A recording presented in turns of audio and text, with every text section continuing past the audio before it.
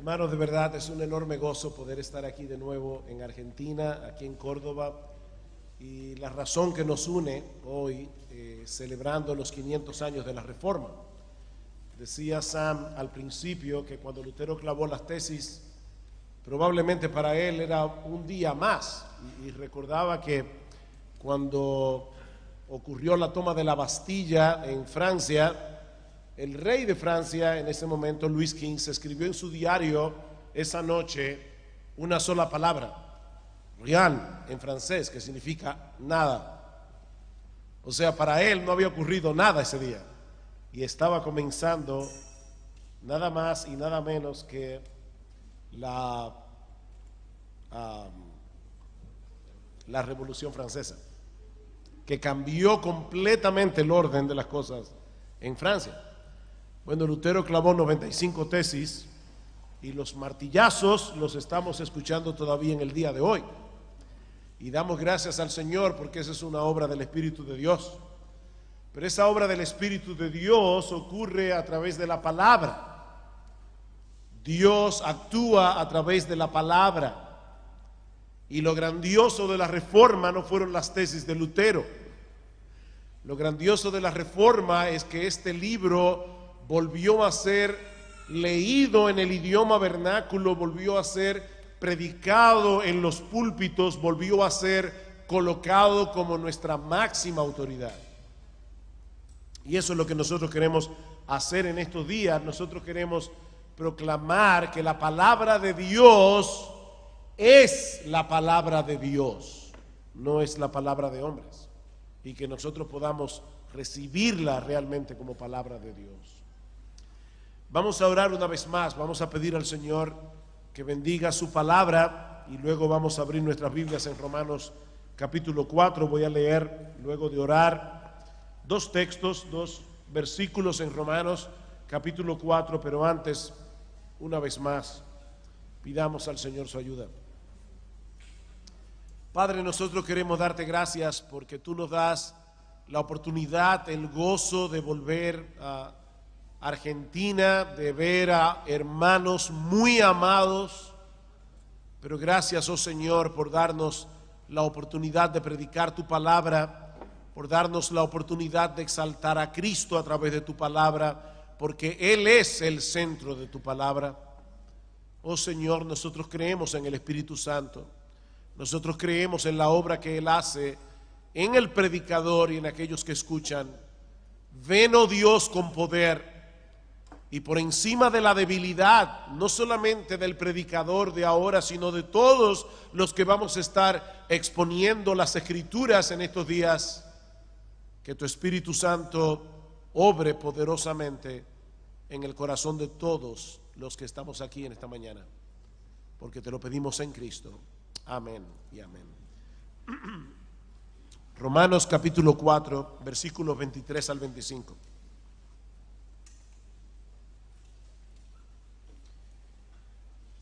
Y no solamente con respecto a él, es decir, a Abraham, se escribió que le fue contada la fe por justicia, sino también con respecto a nosotros, a quienes ha de ser contada, esto es, a los que creemos en el que levantó de los muertos a Jesús, Señor nuestro. Y aquí está nuestro texto de hoy. El cual fue entregado por nuestras transgresiones y resucitado para nuestra justificación. Alguien dijo una vez que el Evangelio no solo es el corazón de la Biblia, sino también el corazón que bombea vitalidad a la iglesia. Si no entendemos el Evangelio, no podemos entender la Biblia. Y si no entendemos la Biblia, no puede haber salvación. Y si no hay salvación, no puede haber iglesia. Y a todo esto debemos añadir que ningún verdadero creyente, ninguno podrá seguir creciendo en su fe, podrá luchar eficazmente contra el pecado que todavía mora en nosotros, a menos que continúe aplicándose, predicándose el evangelio cada día. Por eso alguien ha dicho que el diablo pone todo su empeño en detener el avance del evangelio.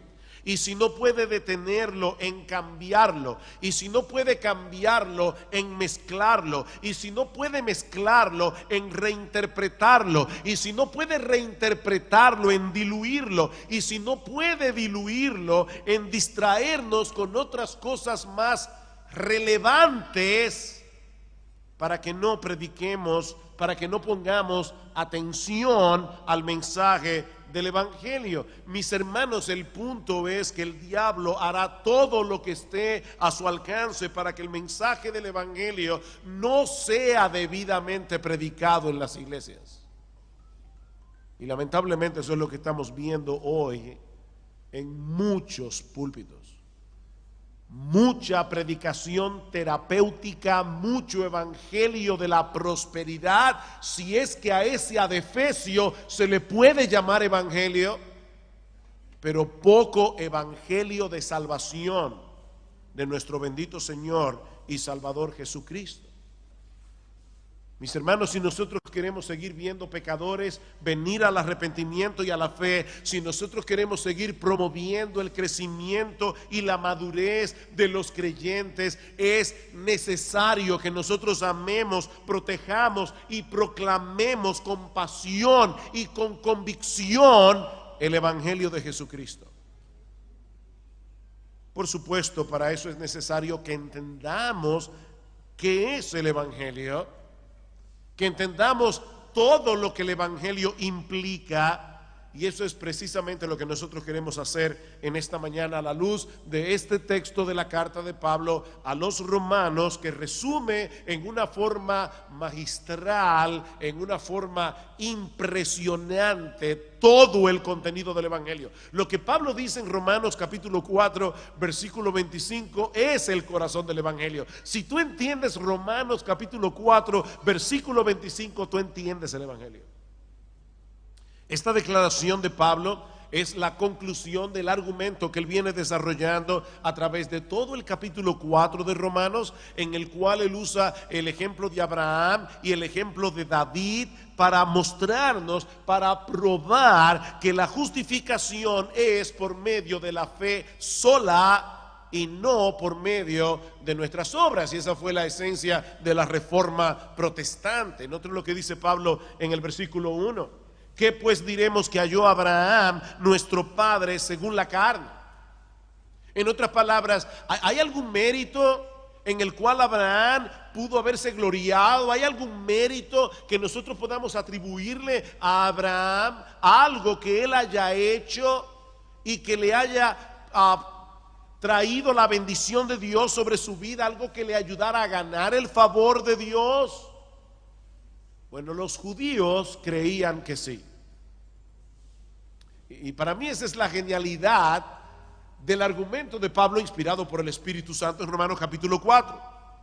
Los judíos creían que Abraham era el único hombre justo de su generación.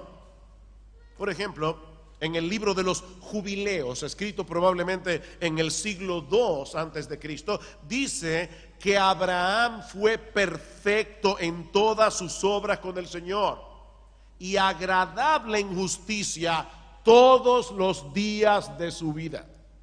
¿Oyeron eso?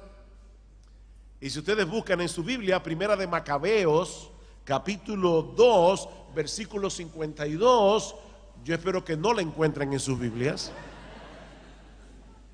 Pero si ustedes tuvieran los libros apócrifos, en Segunda de Macabeos, capítulo 2, versículo 52, hay un texto sumamente importante. Dice el autor de Macabeos, se pregunta: ¿no fue acaso Abraham hallado fiel cuando fue puesto a prueba y le fue contado por justicia? Interesante. El autor de Primera Macabeos está citando aquí las palabras de Génesis capítulo 15 versículo 6 para probar que Abraham fue justificado por sus obras. Ahora, lo importante de esta cita es que es el mismo texto que Pablo cita en este capítulo para demostrar que Abraham fue justificado simplemente por el hecho de creer lo que Dios prometió. Noten lo que dice versículo 2. Porque si Abraham fue justificado por las obras, tiene de qué gloriarse, pero no para con Dios. Porque ¿qué dice la Escritura? Aquí va a citar Génesis 15:6. Creyó Abraham a Dios y le fue contado por justicia. En cierta medida, Romanos capítulo 4 es una reflexión de Génesis capítulo 15 versículo 6. Abraham creyó y por medio de su fe fue justificado. Por medio de la fe fue declarado justo en el tribunal de Dios. El estatus de Abraham cambió en el tribunal de Dios de pecador a hijo de Dios simplemente porque creyó. Dios le otorgó justicia a Abraham como un don gratuito del cual él se apropió por medio de la fe y solo por medio de la fe. Este mensaje no se lo inventó Lutero, este mensaje no se lo inventó Calvino, este es el mensaje de las Escrituras. Ahora, el punto central de este capítulo es que esa experiencia no es exclusiva de Abraham. Eso es lo que Pablo está tratando de demostrar. Abraham es un ejemplo, pero lo que Pablo está tratando de demostrar es que esa es la forma como Dios ha justificado a todos los creyentes a través de los siglos. Por medio de la fe, solo por medio de la fe. Versículo 4. Pero al que obra, no se le cuenta el salario como gracia, sino como deuda. Mas al que no obra, si no cree en aquel que justifica al impío, su fe le es contada por justicia. Versículo 23. Y no solamente con respecto a él, con respecto a Abraham, le fue, dice, se escribió, que le fue contada la fe por justicia, sino también con respecto a nosotros, a quienes ha de ser contada, esto es, a los que creemos en el que levantó de los muertos a Jesús, Señor nuestro, el cual fue entregado por nuestras transgresiones y resucitado para nuestra justificación. ¿Se dan cuenta, mis hermanos, qué es lo que Pablo está tratando de decirnos aquí? Su argumento es que el Espíritu Santo inspiró a Moisés para que escribiera Génesis capítulo 15, versículo 6. Que Abraham creyó y le fue contada por justicia, pero no fue por causa de Abraham únicamente que el Espíritu de Dios inspiró a Moisés para que escribiera eso, sino para que todos los creyentes a través de todas las épocas sepamos que somos justificados únicamente por medio de la fe. Romanos capítulo 3, versículo 27, donde pues está la jactancia, queda excluida. En República Dominicana, algunas personas le ponen títulos a los camiones, no sé si aquí le llaman camiones de carga, camiones de carga, o a los autobuses le ponen títulos extraños. Bueno, en República Dominicana a muchos camiones se les pone mi propio esfuerzo. Y la persona quiere que sepan que él seguramente se pasó años ahorrando y trabajando duramente para poder comprar este camión. Bueno, lo que Pablo está diciendo aquí en lenguaje dominicano sería que nadie va a llegar al cielo manejando ese camión. Un camión que diga mi propio esfuerzo. No, nadie va a llegar al cielo en ese camión. Dice Pablo, ¿dónde está la jactancia? Queda excluida, no hay jactancia para aquel que es salvo. ¿Por qué? ¿Por cuál ley? ¿Por la de las obras? No, sino por la ley de la fe. Concluimos pues que el hombre es justificado por fe sin las obras de la ley. Ahora es importante resaltar que Pablo no dice simplemente aquí que nosotros debemos creer en Dios para ser salvos.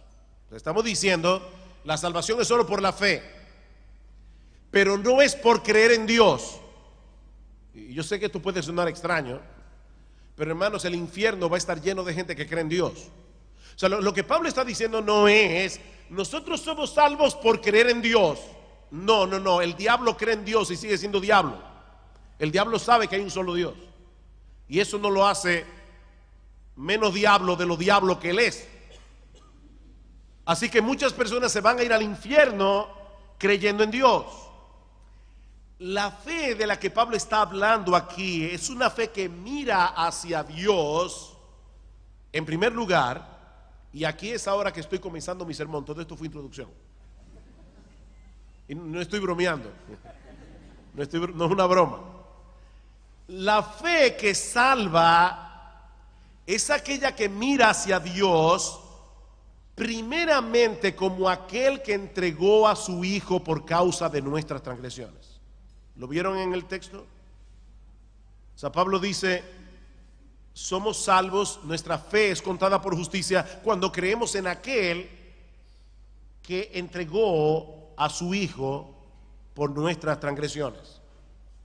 Todos los agentes humanos que intervinieron en la muerte de Cristo fueron responsables de sus acciones. Judas fue responsable, Herodes, Pilato, los soldados romanos, la turba de judíos que entregó al Señor, los líderes religiosos de Israel, todos ellos fueron culpables de la muerte de Cristo. Pero ¿saben qué? Ninguno de ellos entregó a Jesús por nuestras transgresiones. Lo mataron, pero no entregaron a Jesús. Aunque ellos no tenían ni idea de lo que estaba ocurriendo detrás de la escena, cada uno de ellos estaba siendo un instrumento del decreto soberano de Dios. Ustedes recuerdan cuando los apóstoles fueron perseguidos, Pedro y Juan, y fueron llevados al concilio. ¿Qué hicieron ellos cuando se reunieron con la iglesia? Llamaron a la iglesia a orar. Y al orar ellos no pidieron que cesara la persecución. Al orar ellos pidieron valentía para seguir predicando el evangelio a pesar de las persecuciones. Ahora, ¿qué era lo que le daba esa valentía a los apóstoles y a los creyentes del primer siglo para predicar el evangelio a pesar del rechazo, a pesar de las persecuciones, a pesar de que el evangelio podía costarles la vida? El hecho de que ellos creían que Dios era soberano y que Dios estaba orquestándolo todo en la historia para que sus propósitos y sus planes fueran cumplidos. Y en una parte de la oración ellos le dicen, porque verdaderamente se unieron en esta ciudad contra tu santo Hijo Jesús, a quien ungiste, Herodes y Poncio Pilato, con los gentiles y el pueblo de Israel. Escuchen esto, para hacer cuanto tu mano y tu consejo habían antes determinado que sucediera.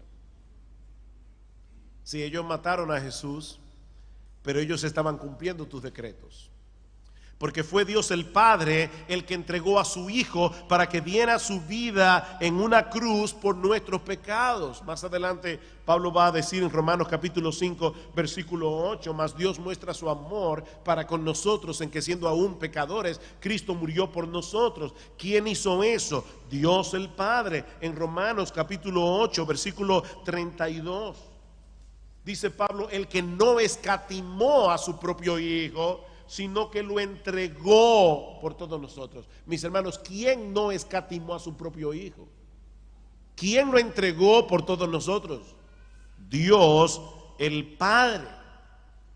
Así que la cruz no fue el plan B de Dios. Algunas personas dicen, bueno, el Mesías vino, ofreció salvación al pueblo de Israel, pero ellos rechazaron a su Mesías y entonces de repente Dios dijo, tengo que entrar aquí el plan B. Y el plan B fue la cruz. No, la cruz no fue el plan B, la cruz siempre fue el plan A. La cruz siempre fue el único plan, porque esa era la única alternativa viable para poder salvar a pecadores culpables y aún así mantener intacta la justicia perfecta de Dios. No había otra forma. Miren, mis hermanos, yo sé que esto es incomprensible para nosotros porque no entendemos la eternidad y no podemos entenderla porque nosotros somos esclavos, somos prisioneros del tiempo, no podemos entender la eternidad. Pero déjenme decirles algo, la cruz estuvo en la mente de Dios desde toda la eternidad. Dios siempre sabía, Dios siempre supo que su hijo tenía que morir en una cruz para salvar a los pecadores. Pero no solo eso, tu nombre, si tú eres creyente, también estaba en la mente de Dios desde toda la eternidad. ¿Saben que cuando Cristo iba por la vía dolorosa cargando la cruz, en la otra mano llevaba el libro de la vida del Cordero? Y en ese libro de la vida del Cordero estaban escritos los nombres de todos aquellos que iban a ser salvos a través de esa muerte. Apocalipsis capítulo 13 versículo 8. Se habla de los impíos como aquellos cuyos nombres no estaban escritos en el libro de la vida del Cordero, que fue inmolado desde el principio del mundo. ¿Oyeron eso? Esos nombres no estaban allí escritos en ese libro. El tuyo sí, si tú eres creyente. Y Pedro nos dice en su primera carta que nosotros fuimos rescatados de la vana manera de vivir que heredamos de nuestros padres, no con cosas corruptibles como oro o plata, sino con la sangre preciosa de Cristo, como de un cordero sin mancha y sin contaminación, ya destinado desde antes de la fundación del mundo. Ese cordero inmolado en la cruz fue destinado desde antes de la fundación del mundo, antes de la creación. Ya Dios sabía que la única alternativa para salvarte a ti y a mí era la cruz del Calvario. Cristo tenía que morir en una cruz. No podía ser apedreado, no podía ser ahogado, no podía ser ahorcado. Él tenía que morir en una cruz, porque dice en Deuteronomio capítulo 21 versículo 23 que maldito es todo aquel que es colgado en un madero. Y en la cruz del Calvario Cristo tomó nuestra maldición para que nosotros pudiéramos ser hechos partícipes de su bendición. Él merece ser bendito, tú y yo no. Tú y yo merecemos ser condenados. Ese es el glorioso intercambio del que cantaban los hermanos hace un momento. Y esa frase no se la inventó Jonathan, ni el autor del himno, quien sea. Esa frase es muy antigua. Lutero hablaba de un glorioso trueque. Un glorioso trueque. Nosotros le dimos a Él nuestros pecados, Él nos dio su justicia, porque Él fue hecho maldición para que yo fuera hecho bendición. Dice Pablo en Gálatas capítulo 3 versículo 10, todos los que dependen de las obras de la ley para salvarse están bajo maldición.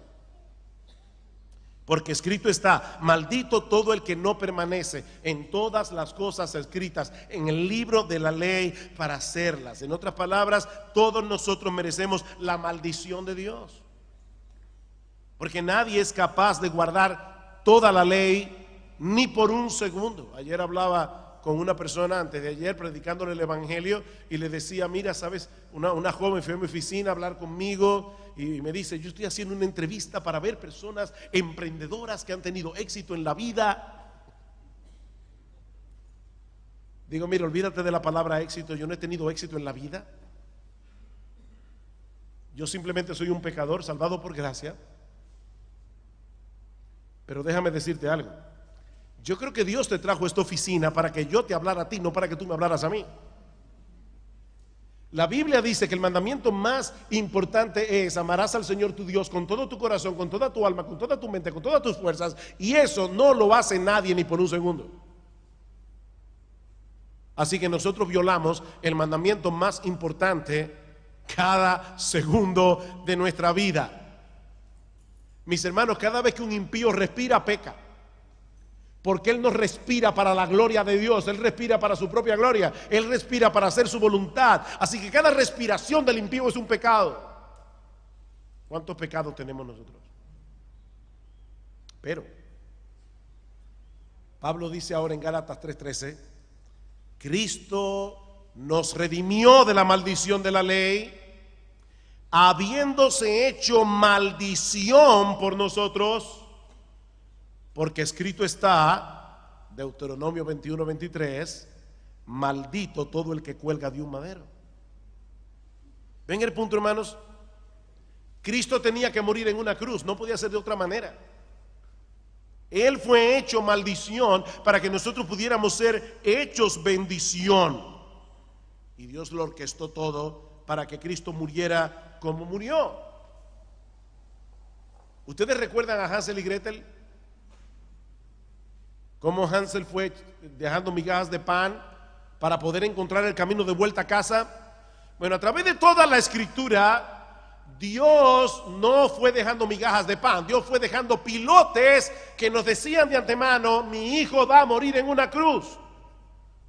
A través de toda la Biblia, el sacrificio de Abel, el carnero trabado en un zarzal para que Isaac no tuviera que ser sacrificado, la peña de Horeb que fue golpeada por Moisés en el desierto, la serpiente de bronce que fue levantada por Moisés para que todo aquel que mirara a ella fuera salvado, todo el sistema sacrificial del Antiguo Testamento, y por supuesto el Cordero Pascual, por solo citar algunos.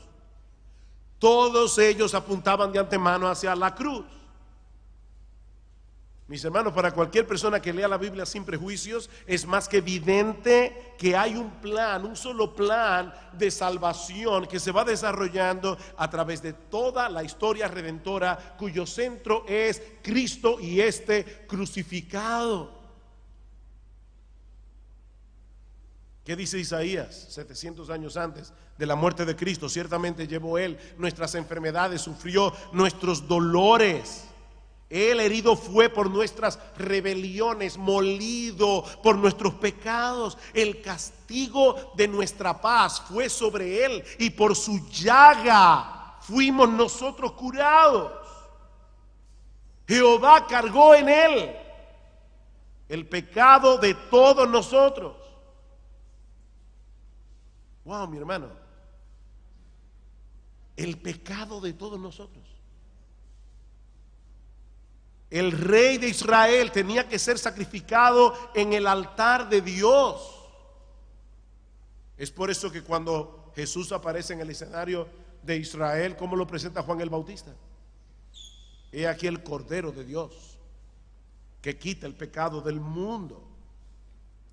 Y en Primera de Corintios capítulo 5 versículo 7, Pablo se refiere a Cristo como nuestra Pascua, que ya fue sacrificada por nosotros. ¿Qué significa la palabra Pascua? Es una palabra hebrea que significa pasar de largo, pasar por encima. Por eso en inglés es Passover, que significa lo mismo.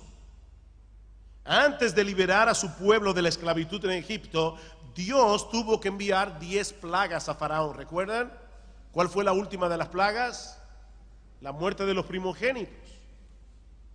Pero Dios en su misericordia proveyó una puerta de escape. Dice que el ángel de la muerte pasaría de largo, pasaría por encima de aquellas casas que se refugiaran en la fe, en el sacrificio sustitutivo provisto por Dios, un cordero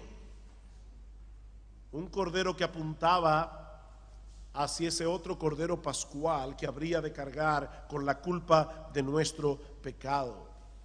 De manera que Cristo no murió como un mártir en el Gólgota, Él murió como un salvador.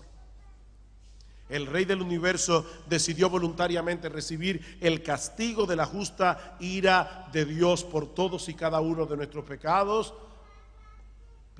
Segunda los Corintios 5:21, al que no conoció pecado, por nosotros Dios lo hizo pecado para que nosotros fuésemos hechos justicia de Dios en Él. Pero gloria al Señor, esa no es toda la historia.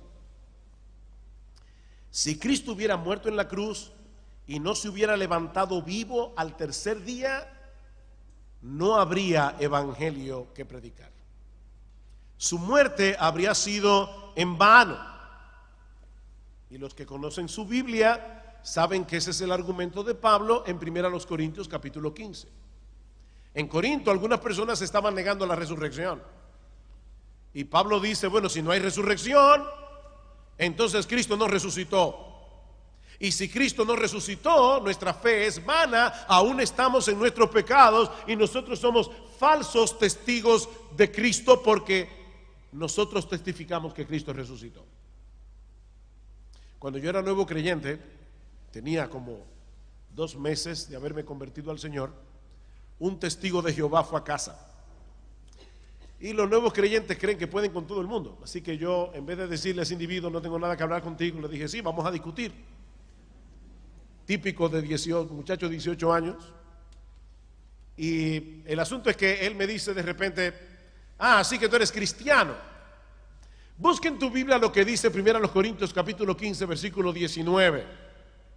Yo abro mi Biblia y allí dice claramente que si en esta vida solamente esperamos en Cristo, somos los más dignos de conmiseración de todos los hombres. Gracias al Señor que yo me había convertido en una iglesia donde me enseñaron que el contexto era todo. Y había una frase que se repetía mucho en el púlpito: un texto fuera de contexto es un pretexto. Así que yo le decía al testigo de Jehová, no, pero léeme los versículos que están antes y los que están después. Y él me insistía, no. Dime qué dice ahí. Y yo decía, yo sé lo que dice ahí, que si en esta vida yo solamente espero en Cristo, yo soy digno de lástima. Pero ¿qué dicen los versículos anteriores y los versículos posteriores? Y lo que Pablo está diciendo es, si Cristo no resucitó, si su muerte fue el fin de la historia, entonces todo lo que esperamos en Cristo somos dignos de lástima. Pero gloria a Dios, Cristo resucitó. Se levantó de la tumba al tercer día. Por eso Pablo dice aquí en Romanos capítulo 4 versículo 25, ¿qué es lo que nosotros debemos creer para ser salvos? En primer lugar, que Dios el Padre entregó a su Hijo por nuestras transgresiones y Él fue resucitado para nuestra justificación. Así que, mis hermanos, para ser salvos no basta con creer que Cristo murió el Viernes Santo. Nosotros tenemos que creer que Él se levantó de la tumba el domingo de resurrección. Si tú no crees eso, tú vas camino al infierno. Hay una conexión vital entre la resurrección de Cristo y la justificación del pecador por medio de la fe sola. Noten una vez más el versículo 23. Y no solamente con respecto a Él le fue contada, su fe le fue contada, sino también con respecto a nosotros, a quienes ha de ser contada, esto es, a los que creemos en el que levantó de los muertos a Jesús, Señor nuestro. Mis hermanos, la historia de Abraham, como decíamos al principio, no se encuentra en el libro del Génesis para que sepamos cómo fue salvo Abraham. No. Es para enseñarnos que la justificación de cualquier pecador en cualquier época es por medio de la fe sola. ¿Saben lo que eso significa? Que el Dios del Antiguo Testamento es el mismo Dios del Nuevo. Y que el mensaje de salvación del Antiguo Testamento es el mismo del Nuevo. No hay diferencia. Abraham creyó y le fue contado por justicia. Déjenme hacerles una pregunta. Mis hermanos, ¿qué fue lo que Abraham creyó? Abraham creyó ¿qué? Y le fue contado por justicia. ¿Saben qué fue lo que Abraham creyó? Sí, le creyó a Dios. Pero recuerden, creer en Dios no salva a nadie. El infierno está lleno de gente que cree en Dios. Lo que Abraham creyó es que Dios es capaz de darle vida a un muerto si Él lo promete. Eso fue lo que Abraham creyó. Noten lo que dice el versículo 16 de Romanos 4. Por tanto, es por fe para que sea por gracia, a fin de que la promesa sea firme para toda su descendencia, no solamente para la que es de la ley, sino también para la que es de la fe de Abraham, el cual es padre de todos nosotros, como está escrito, te he puesto por padre de muchas gentes, delante de Dios a quien creyó, el cual da vida a los muertos y llama las cosas que no son como si fuesen. El argumento de Pablo es este: Dios le prometió a Abraham un hijo y él creyó que Dios era capaz de embarazar a Sara, a pesar de que eso era prácticamente imposible. ¿Por qué? Porque Abraham tenía casi 100 años, Abraham tenía 90 y para colmo era estéril. ¿Ustedes se imaginan, mis hermanos, a Sara llegando al hospital de ginecología, al área de ginecología? Mira, la señora está buscando al ginecólogo porque le nació un bisnieto. No, porque ella está embarazada. ¿Saben qué es por eso que Isaac se llama Isaac? Porque Isaac en hebreo significa risa. Es que da risa que un hombre de 100 años y una mujer de 90 tengan un hijo. Pero Abraham lo creyó. O sea, Abraham creyó que Dios era poderoso para cumplir lo que él promete, aún el hecho de traer vida a través de un vientre muerto. Eso fue lo que Abraham creyó. Sigue diciendo Pablo: él creyó en esperanza contra esperanza para llegar a ser padre de muchas gentes, conforme a lo que se le había dicho: así será tu descendencia. Y no se debilitó en fe al considerar su cuerpo, que estaba ya como muerto, siendo de casi 100 años, o la esterilidad de la matriz de Sara. Tampoco dudó por incredulidad de la promesa de Dios, sino que se fortaleció en fe, dando gloria a Dios, plenamente convencido de que era también poderoso para hacer todo lo que había prometido Dios, por lo cual también su fe le fue contada por justicia. La fe de Abraham fue muy específica. Él no creyó en Dios. No, él creyó que Dios podía cumplir su promesa de darle un hijo, aunque ellos estaban casi muertos. Y luego el autor de la carta a los Hebreos nos dice en el capítulo 11 que fue por la fe que Abraham estuvo dispuesto a sacrificar a Isaac, su propio hijo, el hijo de la promesa, pensando que Dios es poderoso para levantar aún de entre los muertos, de donde en sentido figurado también le volvió a recibir. Ustedes se dan cuenta, mis hermanos, que la fe de Abraham es muy parecida a la nuestra en el Antiguo Testamento. Él creyó que el vientre muerto de Sara podía engendrar vida por el poder de Dios, simplemente porque él lo prometió. Y cuando Dios le pidió que sacrificara a su hijo, yo recuerdo cuando nació nuestra primera hija, nuestra primogénita, y yo leí Génesis 22. Lo había leído varias veces, pero ahora que tenía una bebita de casi 2 meses de nacida, mis hermanos, yo comencé a llorar leyendo Génesis 22. Lo estaba viendo con otros ojos. Abraham, vete al monte Moría y sacrifícame a tu hijo. Si yo hubiera sido Abraham, yo esperaría unos días a ver si a Dios se le pasaba eso. Pero ¿saben qué hizo Abraham? Se levantó muy de mañana y subió al monte, y cuando levantó el cuchillo, dice que iba a degollar a su hijo, lo iba a inmolar como a un cordero. Yo le hubiera dado por la pierna primero, a ver qué pasa. No, lo iba a degollar, porque él de verdad creía que si Dios le había prometido un hijo a través de Isaac, entonces Dios lo iba a resucitar.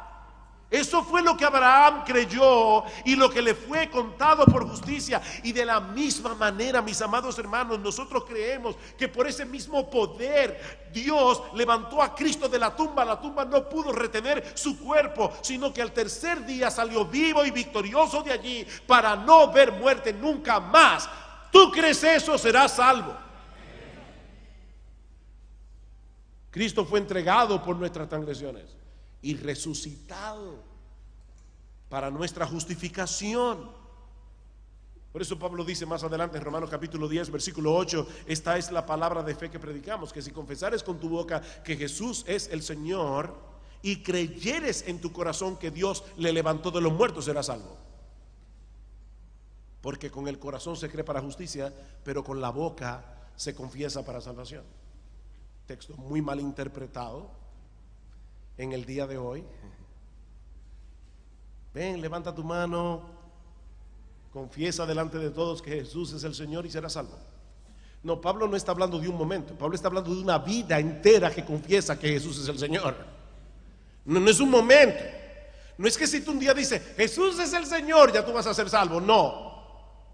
Es que si tú vives bajo esa convicción de que Jesús es el Señor, serás salvo. Al levantar a Cristo de los muertos, Dios el Padre estaba declarando que su justicia perfecta fue plenamente satisfecha por medio de la muerte de su Hijo. Dice el teólogo R.C. Sproul, la resurrección de Jesús es el veredicto del juez del cielo y de la tierra, que la expiación ha sido hecha y de que todos los que confían en Cristo participarán del beneficio de su justicia. Es por eso que Cristo exclamó antes de morir, consumado es. Yo no sé a qué hora yo comencé, pero no estoy terminando. Él sabía que la deuda de todos y cada uno de los pecadores por los que Él había venido a morir había sido cancelada para siempre. Porque con una sola ofrenda Él hizo perfecto para siempre a los santificados, dice el autor de la carta a los Hebreos. Ustedes se imaginan todos los que estaban al pie de la cruz y oyeron a Jesús decir, consumado es. ¿Cómo interpretaron ellos esa expresión? Todo se acabó. El que pretendía ser el Salvador del mundo murió en una cruz entre dos malhechores y luego fue enterrado en una tumba como cualquier ser humano común y corriente. Él no era el Mesías. De hecho, hasta los mismos discípulos creyeron que ya todo había terminado. ¿Recuerdan los dos discípulos que iban camino de Emaús? Y Jesús viene y se les aparece, pero ellos no lo ven, no entienden que es Él. Y dice, ¿por qué ustedes están apesadumbrados? Y dicen, bueno, ¿eres tú el único forastero que no sabe lo que acaba de ocurrir en Jerusalén? Cristo murió en una cruz y nosotros creíamos que Él era el que iba a redimir a Israel de sus pecados. Eso fue lo que sucedió, pero ellos no lo entendían.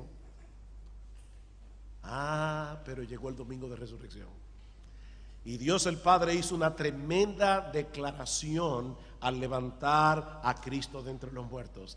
Este es mi Hijo amado, en el que siempre me he complacido. Él ha satisfecho plenamente mi justicia, muriendo en la cruz del Calvario. Su sacrificio ha sido aceptado en la corte celestial, para que todo aquel que en Él cree no se pierda, mas tenga vida eterna. Y cuando tú crees eso, Dios nos imputa, Dios pone en nuestra cuenta la justicia perfecta de su Hijo y la cuenta como si fuera nuestra justicia. Ese es el gran mensaje del Evangelio.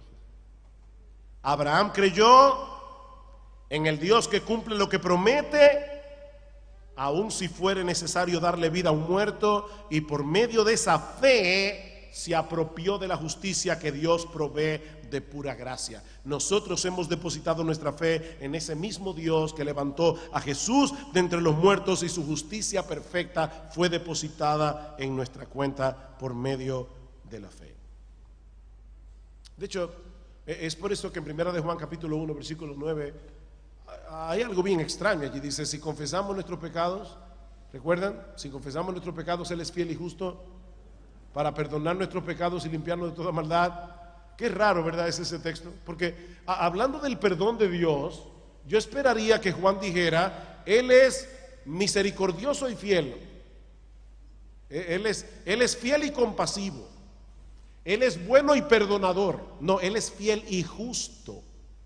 ¿Por qué hablando del perdón, Juan introduce la justicia de Dios? ¿Saben por qué Dios perdona a los creyentes cuando confiesan sus pecados?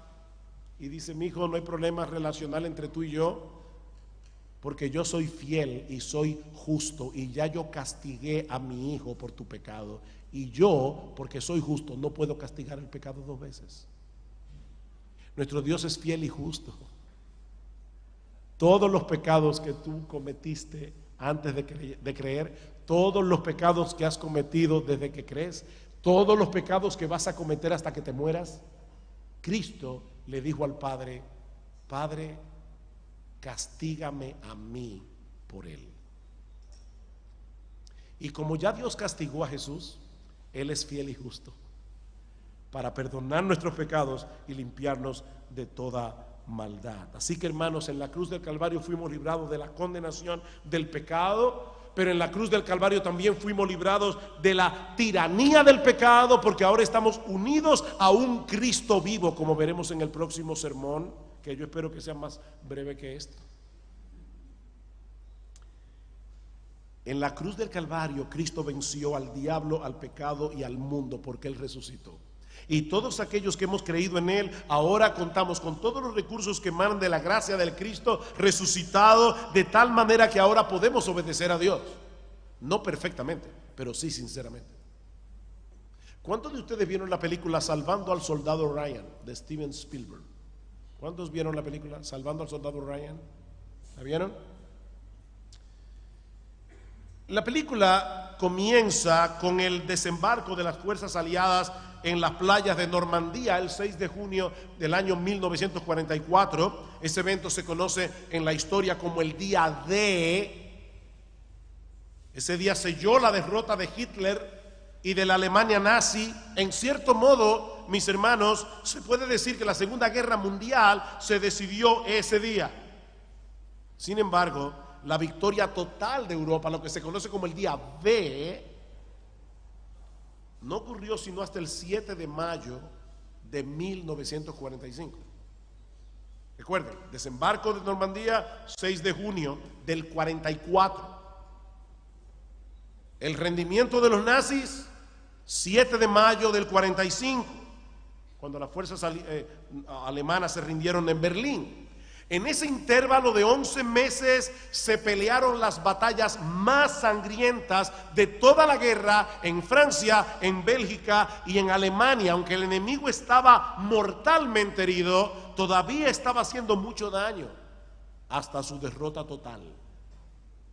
Bueno, hermanos, aplicando esta analogía a la vida cristiana, podemos decir que la cruz del Calvario fue el día D de nuestra salvación. Ese fue el día D.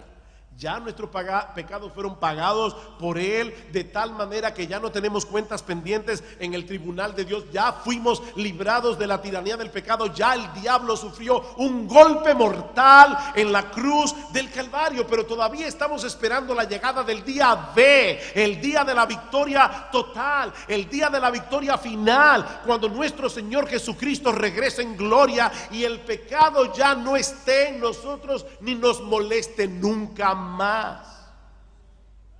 Sí, perderemos algunas batallas contra el pecado que todavía mora en nosotros, pero es imposible que perdamos la guerra. Porque hace 2000 años nuestro Señor Jesucristo desembarcó en las playas dominada por el enemigo y le propinó un golpe mortal que aseguró de una vez por todas el destino de su pueblo elegido. Ya el día D pasó. Ahora estamos esperando el día B. De manera que hemos sido librados de la condenación del pecado, hemos sido librados de la tiranía del pecado, pero algún día seremos librados también de la presencia del pecado. porque nuestro Señor Jesucristo regresará en gloria y Él transformará el cuerpo de la humillación nuestra para que sea semejante al cuerpo de la gloria suya, dice Pablo en Filipenses capítulo 3, versículo 21. Es ese evangelio, mis hermanos, que ofrece una salvación tan grande solo por Cristo, solo por gracia, solo por medio de la fe, el que nosotros debemos creer, defender y proclamar en nuestras iglesias semana tras semana, tras semana, tras semana, sin cambiarlo, sin mezclarlo, sin reinterpretarlo y sin diluirlo. El evangelio, el único mensaje de salvación, porque ese es el mensaje que Dios ha prometido usar, no solo para salvar a los pecadores. Mis hermanos, ese es el mensaje que Dios ha prometido usar para edificar a su iglesia. Sin el evangelio no hay crecimiento en la fe. Sin el evangelio no hay madurez cristiana. Sin el evangelio no se puede luchar contra el pecado. Tú necesitas escuchar el evangelio todos los días. Oh, mis hermanos, no demos por sentado el evangelio. ¿Saben por qué muchas iglesias terminan convirtiéndose en mausoleos? Porque los pastores comienzan a presuponer que ya los hermanos entienden el evangelio y dejan de predicar el evangelio, y la generación que sube ya no conoce el evangelio y creen que son cristianos. Y las iglesias están llenas de personas que van camino al infierno. Y no me refiero a la iglesia católica, me refiero a la iglesia evangélica, llena de personas que van camino al infierno porque no entienden el mensaje del evangelio, porque ese mensaje no resuena en sus púlpitos. De nada nos sirve estar recordando lo que pasó hace 500 años si no tenemos la resolución de hacer lo que ellos hicieron: predicar el evangelio aunque les cueste la vida. Dice Juan Calvino, y con esta cita concluyo: sin el evangelio todo es inútil y vano. Sin el evangelio no somos cristianos. Sin el evangelio toda riqueza es pobreza, toda la sabiduría es locura ante Dios, toda fortaleza es debilidad sin el evangelio, y toda la justicia del hombre está bajo la condenación de Dios sin el evangelio. Pero con el conocimiento del evangelio somos hechos hijos de Dios, hermanos de Jesucristo, conciudadanos de los santos, ciudadanos del reino de los cielos, hermanos de Dios, herederos de Dios con Jesucristo, por quien los pobres se hacen ricos, los débiles se hacen fuertes, los débiles, los simples se hacen sabios, los pecadores son justificados, los desolados son consolados, los inseguros son asegurados, los esclavos son libertados. El evangelio es la palabra de vida. Vamos a orar. Padre, nosotros queremos darte muchas gracias por darnos la oportunidad de traer esta voz de alerta para que nosotros recobremos y mantengamos el glorioso mensaje de salvación, que Cristo fue entregado por nuestras transgresiones y que fue resucitado para nuestra justificación. Padre, bendice cada iglesia representada en este lugar y bendice esta conferencia, oh Señor. Estamos hambrientos por seguir recibiendo tu palabra. Alabado sea tu nombre, en Cristo nuestro Salvador. Amén.